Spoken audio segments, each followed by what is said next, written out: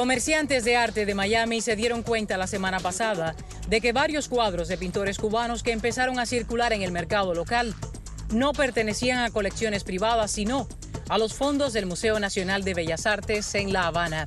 Cuando alguien alertó a funcionarios del Museo Habanero, se destapó la noticia del mayor robo de patrimonio nacional que se haya reportado en las últimas décadas de Cuba.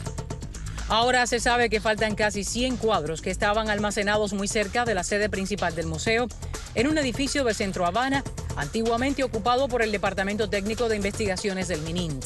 La mayoría son obras de pintores vanguardistas cubanos, hechas en los años 20 y 30 del siglo pasado, según reveló al sitio de internet Café Fuerte una persona vinculada al museo.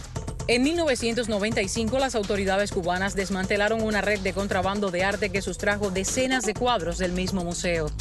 El grupo estaba encabezado por el entonces administrador de la institución, Arquímedes Matienzo, y uno de los arrestados era un ciudadano italiano.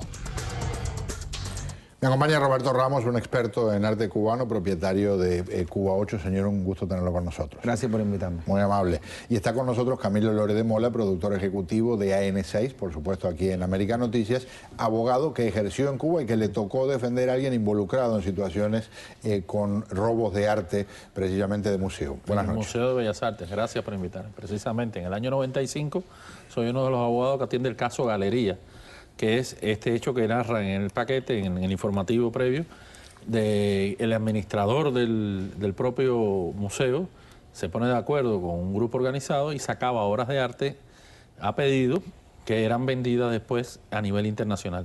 Es asombroso que Arquímedes Matienzo las vendía en $300 y después se vendían en miles de dólares las obras.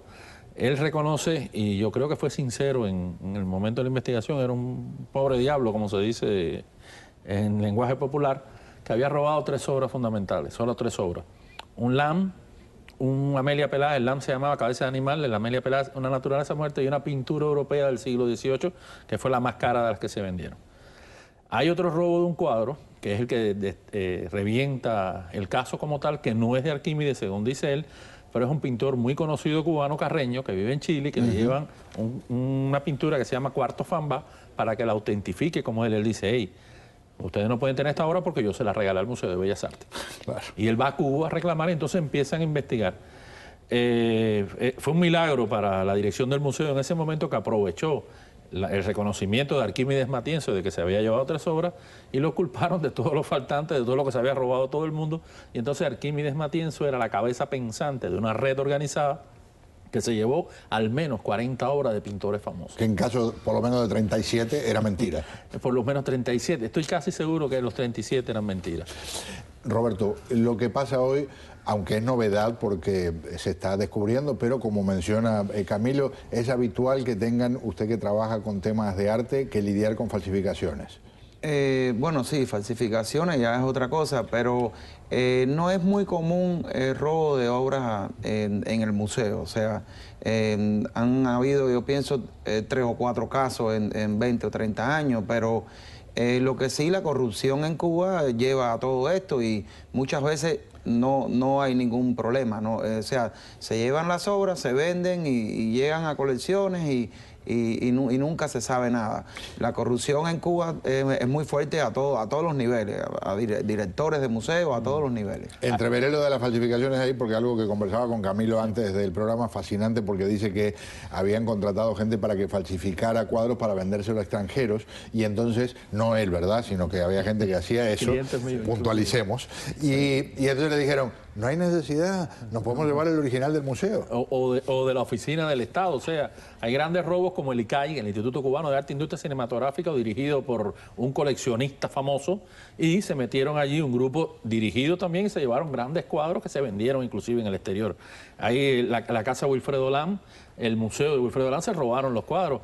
Hubo un gran descontrol en los inicios de la revolución en que los embajadores designados para iniciar las embajadas en países a nivel mundial se le daban cuadros de pintores famosos para que ambientaran y no había un control, esos cuadros acabaron en el mercado negro. Pero la falsificación es un estudio maravilloso. Muchachos recién graduados de la Escuela de Arte con un pulso increíble falsificaban en lienzos antiguos de los cuadros que no tenían ningún valor en los comedores de las casas, se raspaban y ese lienzo se usaba con pinturas antiguas diluidas y se imitaba las pinturas de los famosos que pasaban por buena y se vendían.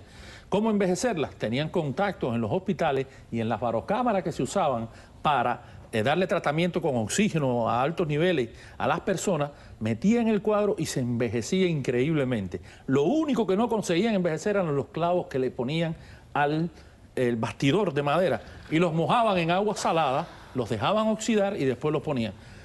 La lámpara de carbono 14 y todas las pruebas que hacían para la edad fallaban increíblemente. Entonces faltaba por comprar a los especialistas en arte, que eran gente como Vázquez, un tipo de un apellido muy sonado en Cuba, porque no había que señalarle la punta del cuadro y te decía falso, real, existe o no existe, y algunos llegaron a presumir de que habían llegado a corromper a estas personas.